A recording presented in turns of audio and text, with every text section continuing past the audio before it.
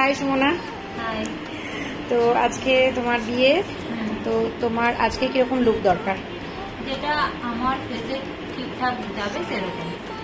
আচ্ছা, আমার উপরই ছেড়ে দিলে তাহলে।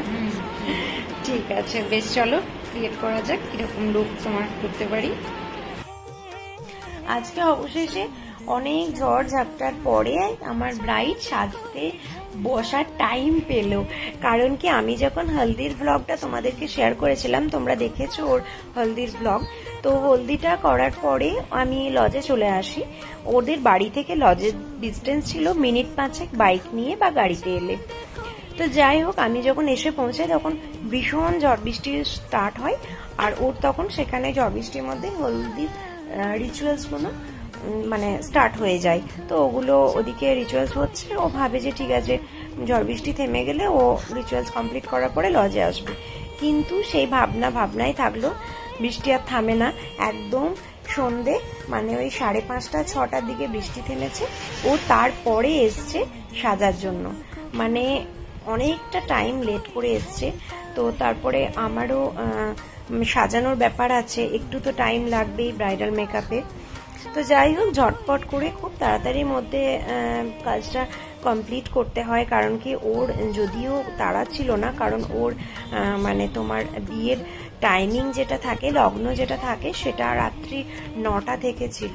তো ওই জন্য ওর হাতে অনেক টাইম ছিল, কিন্তু এদিকে আমাকেও বাড়ি যেতে হবে, তো সেজন্য তারা তো একটু থাকবেই কমপ্লিট করে দিয়ে, আর ওই রকম সিচুয়েশনের মধ্যে দিয়ে। তো যাই হোক, আমি মেকআপটা স্টার্ট করি। আর এই যে দেখছো, এই বাচ্চা দুটো টুইন্স ছিল। এই বাচ্চা দুটো ওখানে একটা বিপদ ঘটিয়ে ফেলে। সেটা হচ্ছে এই যে এই বাচ্চাটা হঠাৎ করে বসতে গিয়ে একদম জানলার মধ্যে মানে খাটের মধ্যে বসতে গিয়ে জানলা ভেঙে ফেলে। কারণ কি, ও বসতে গিয়ে ফাঁকে ঢুকে গিয়ে মাথাটা একদম জানলার কাঁচ ভেঙে চৌচির হয়ে যায়। ভাগ্যিস ওকে কিছু লাগেনি যদিও, কিন্তু সবাই মিলে ভীষণ ঘাবড়ে গেছিল। তো এটাই স্বাভাবিক, কারণ এত ছোট বাচ্চার এই বিয়ে বাড়ি এত খুশির মধ্যে দিয়ে হঠাৎ করে সবাই এত ঘাবড়ে গিয়েছিল, কিছু তো বলার নেই।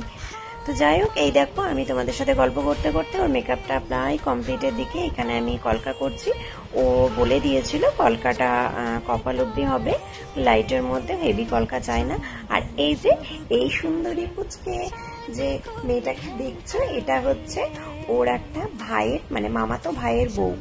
ওর হঠাৎ করে ও এসে আমাকে বলে ব্রাইডকে সাজানোর পরে যে আমাকে মেকআপ করে দিতে হবে।